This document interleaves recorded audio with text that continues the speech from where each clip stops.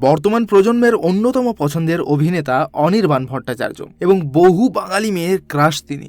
অভিনেতা হওয়ার পাশাপাশি অনির্বাণ যে গায়ক হিসেবেও দুর্দান্ত তা কারুর অজানা নয়। সৃজিতের শাহজাহান রেসিডেন্সির কিছু চাইনি আমি গেয়ে সাড়া ফেলেছিলেন অনির্বাণ। এরপরেও মিথ্যে প্রেমের গান কিংবা ড্র্যাকুলা স্যার ছবিতে গাইতে শোনা গেছে তাকে। এবার নতুন ভূমিকায় অভিনেতা গায়ক। সারেগামাপা লেজেন্ডসের সঙ্গে রিয়েলিটি শোর সঞ্চালক হিসেবে হাতে খড়ি হচ্ছে অনির্বাণের। গত সপ্তাহেই শেষ হয়েছে দাদাগিরি সিজন 10। এই উইকেন্ডে জি বাংলার পর্দায় রাত 9:30 থেকে দেখা যাবে সারেগামাপা লেজেন্ডস। প্রথম এপিসোডেই থাকছে এক ঝাঁক চমক। প্রথম 2 পর্বে বাঙালির 2 আইকন কিশোর কুমার আর আর.ডি. বর্মনকে নিয়ে সুরেলা শ্রদ্ধার্ঘ্য জানাবেন অংশগ্রহণকারীরা। এই শোতে দেখা মিলবে অভিজিৎ ভট্টাচার্য, বাবুল সুপ্রিয় থেকে জাভেদ আলীর মতো গানের জগতের তারকাদের। বেফাঁস মন্তব্যের জন্য হামেশাই চর্চায় থাকেন অভিজিৎ। দিন কয়েক আগেই একটি হিন্দি রিয়েলিটি শো এর মঞ্চে বিচারক নেহা কক্করের সঙ্গে কথা কাটাকাটিতে জড়িয়ে পড়েছিলেন অভিজিৎ ভট্টাচার্য।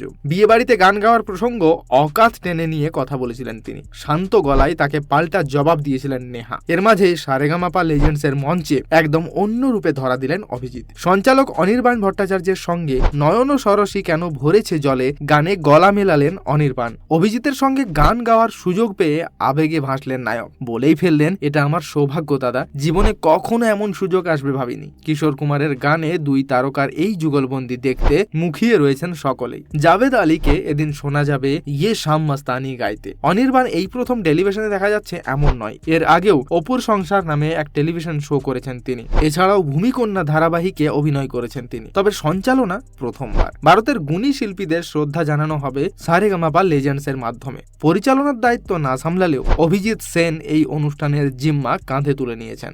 2023 সালে পুজোর আগেই খবর এসেছিল অনির্বাণ ভট্টাচার্যের ব্যক্তিগত জীবনে নাকি ঝড় উঠেছে। 2020 সালের নভেম্বরে প্রেমিকা মধুরিমা গোস্বামীর সঙ্গে শৈশাবুদ বিয়ে করে নেয় নায়ক। রটেছিল সেই বিয়ে ভাঙারই খবর। সম্প্রতি সেই সব গুজব উড়িয়ে দিয়েছেন মধুরিমা। স্পষ্ট জানিয়েছেন তাদের দাম্পত্যে কোনো সমস্যা নেই।